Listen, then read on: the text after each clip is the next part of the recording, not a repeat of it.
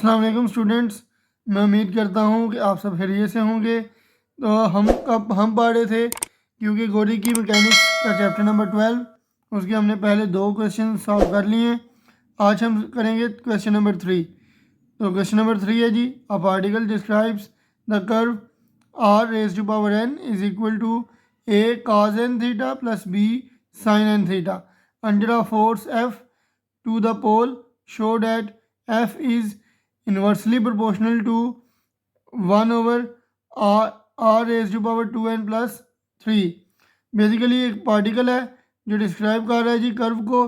तो कर्व हमें दी गई है r की power n is equal to a cos n theta plus b sin n theta, और हमने शो करना है कि जो फोर्स है वो इन्वर्सली प्रोपोर्शनल है 1 ओवर r की पावर 2n प्लस 3 के। आइए जी इसका सलूशन स्टार्ट करते हैं। बेसिकली हमें कर्व दी गई है r की power n is equal to a cos n theta plus b sin n theta.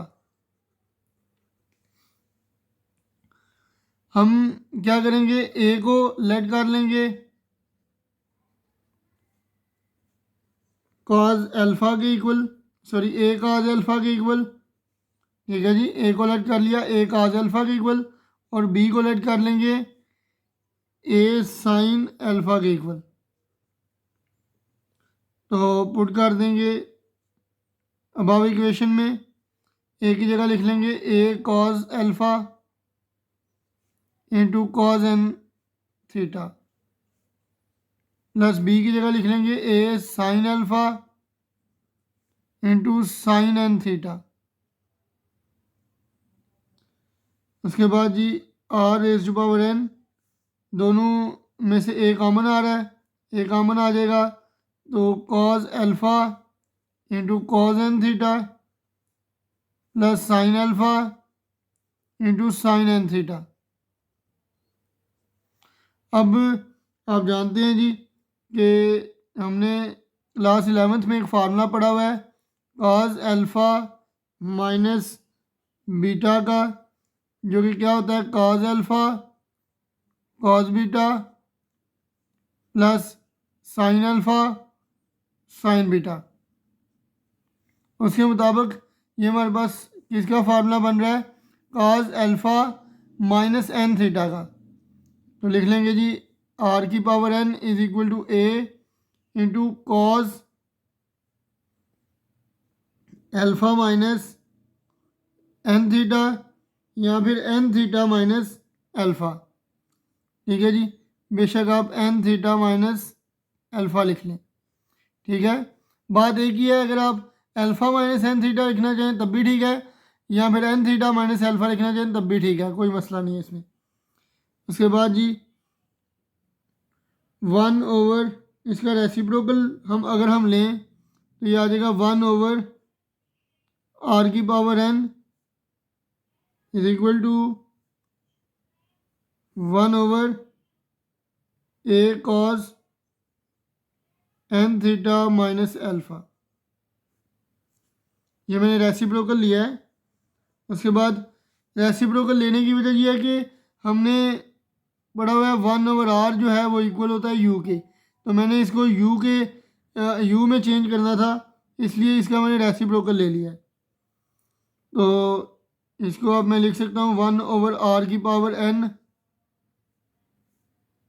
Is equal to 1 over a into cos n theta minus alpha. अब 1 ओवर r की जगह u लिख लूँगा तो ये आ जाएगा u की power n is equal to 1 over a और 1 ओवर cos क्या होता है सीकेंट, तो ऊपर आ जाएगा जी secant n theta minus alpha over a। अब अगर मैं दोनों साइडों पे नेचुरल लॉग अप्लाई कर लूँ, नेचुरल लॉग अप्लाई करने की वजह यह है कि हमारे पास पावर में आ रही है n, तो नेचुरल लॉग लेने से जो पावर है वो शुरू में चली जाएगी या लॉग से पहले आ जाएगी, इसलिए मैं दोनों तरफ नेचुरल लॉग अप्लाई कर लेता हूँ। तो लिखेंगे जी टेकिंग नेचुरल लॉग या ln on both sides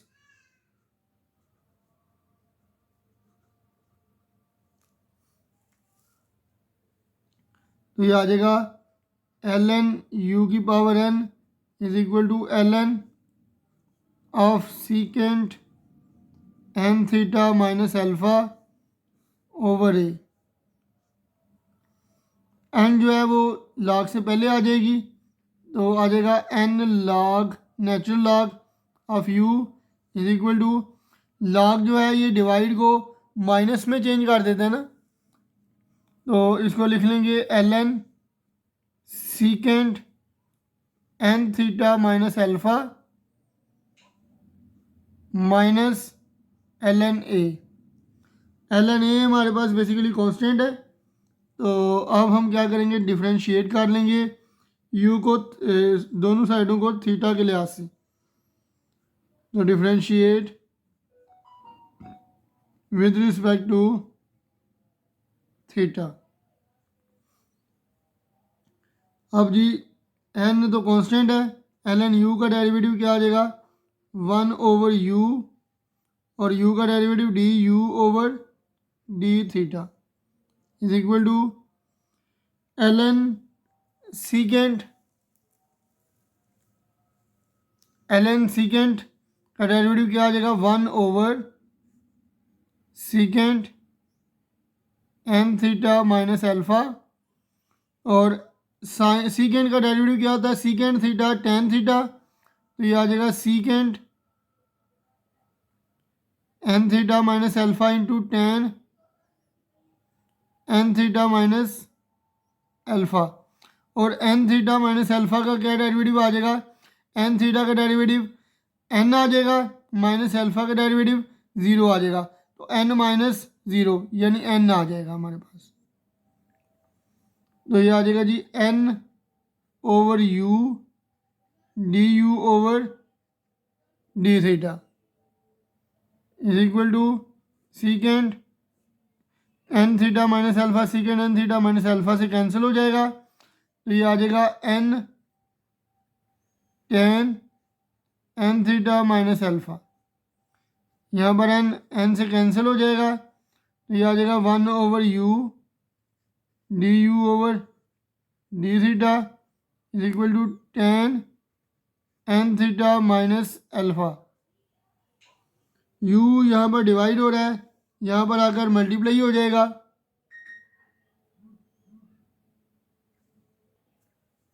u इधर डिवाइड हो रहा है जी, इधर आकर मल्टीप्लाई हो जाएगा, तो ये आ जाएगा d u over d theta is equal to u into tan n theta minus alpha. अब अगेन डिफ्रेंशिएट कर लेंगे जी विद रिस्पेक्ट टू थीटा, तो मेरे पास आ जाएगा again differentiate with respect to theta, तो ये आ जाएगा d square u over d theta square is equal to u as it is और टेन का डेरिवेटिव क्या आ जाएगा टेन का डेरिवेटिव आ जाएगा secant square n theta minus alpha और एन थीटा माइनस अल्फ़ा का डेरिवेटिव क्या आ जाएगा एन आ जाएगा plus tan n theta minus alpha as it is आएगा और u का डेरिवेटिव क्या आ जाएगा जी u का डेरिवेटिव आ जाएगा d u over d theta. तो ये d square u over d theta square equal आ जाएगा u into u n into secant square n theta minus alpha plus tan n theta minus alpha d u over d theta की value आ जाएगी u into tan n theta minus alpha. तो d square u over d theta square is equal to u n secant square n theta minus alpha plus u शुरू में आ जाएगा, तो tan into tan tan square हो जाएगा ये आ जाएगा tan square n theta minus alpha. उसके बाद अब टेन स्केयर थीटा को हम सीकेंड स्केयर थीटा में चेंज कर सकते हैं जी। तो टेन स्केयर थीटा क्या हो जाएगा, secant square theta minus one. तो ये आ जाएगा u n secant square n theta minus alpha plus u into secant square n theta minus alpha minus one. ये आ जाएगा u n secant square n theta minus alpha plus u into secant square n theta minus alpha, और u one time u आ जाएगा minus plus minus. ठीक है जी। अब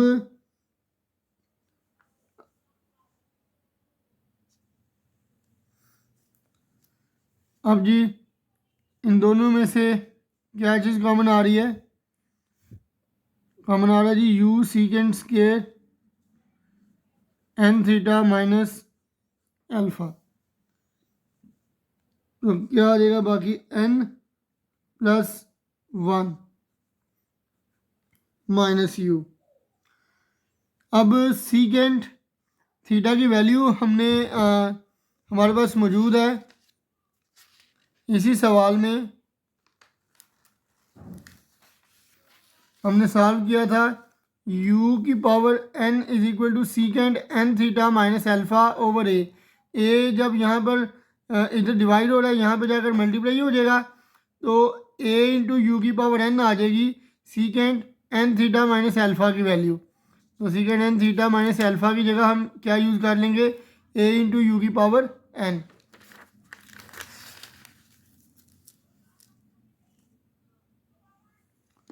तो u इंटू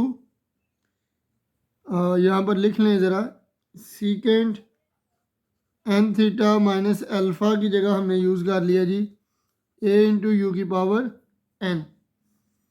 तो लिख लेंगे जी a इंटू यू की पावर n, सीकेंड का स्केयर है तो इस टर्म का भी स्केयर हो जाएगा, into n plus one minus u. तो ये मेरे पास आ जाएगा d square u over d theta square is equal two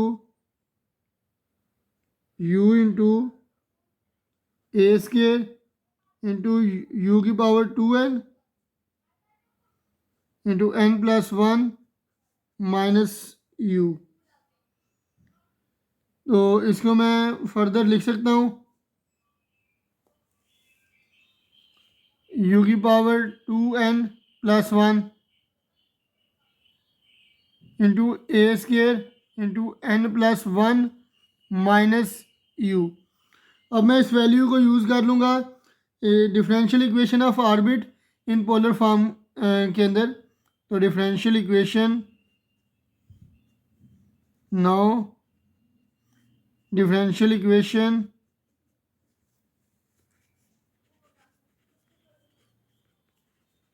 of orbit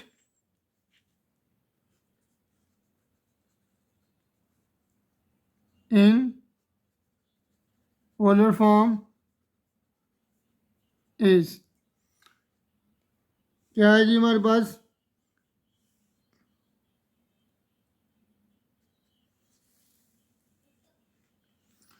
F is equal to h square u square into u plus d square u over d theta square.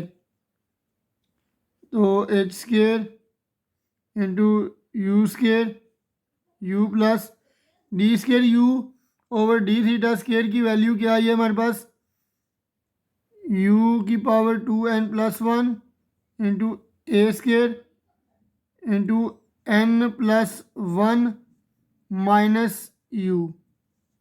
तो ये minus u और plus u cancel हो जाएंगे, तो बाकी हमारे पास बच जाएगा h square u square into u की power to n plus one into a square into n plus 1। अब एच स्केयर और ये ए स्केयर, इसको मैं यहाँ पर लिख लूँगा एच स्केयर के साथ, और यू की पावर्स को इकट्ठा कर लूँगा, तो ये आ जाएगा यू की पावर 2n + 1 + 2 इंटू n + 1। अब H square into a square into n + 1, ये सारे टर्म्स मेरे पास कांस्टेंट है, और u की पावर 2n 1 + 2 3 हो जाएगा। अब ये सारी टर्म्स मेरे पास कांस्टेंट है, तो इनको मैं, ये हमारे पास f के इक्वल चल रहा है, f = ये सारी टर्म्स क्या हैं जी, कांस्टेंट, तो लिख सकते हैं जी एच स्केयर ए स्केयर इंटू n + 1 = कांस्टेंट। तो इधर लिख लूँगा कांस्टेंट एच स्केयर ए स्केयर इंटू n + 1 की जगह लिख लूँगा जी कांस्टेंट इंटू u⁴ 2n + 3। तो f is proportional to u⁴ 2n + 3। और बेसिकली मुझे यहाँ पर r चाहिए, तो आपको पता है जी u = 1/r होता है, तो ये आ जाएगा जी f = 1/r ⁴ 2n + 3। तो f इज़ प्रोपोर्शनल टू 1/, ये r की पावर आ जाएगी, 1 की पावर कुछ भी होगी तो उसका आंसर 1 ही आएगा, इसलिए ये r के ऊपर हम अलहदा से लिख सकते हैं r की पावर 2n + 3। तो यही हमने प्रूव करना था। तो स्टूडेंट्स आज के लिए इतना ही, मिलते हैं नेक्स्ट वीडियो में। अल्लाह हाफिज़।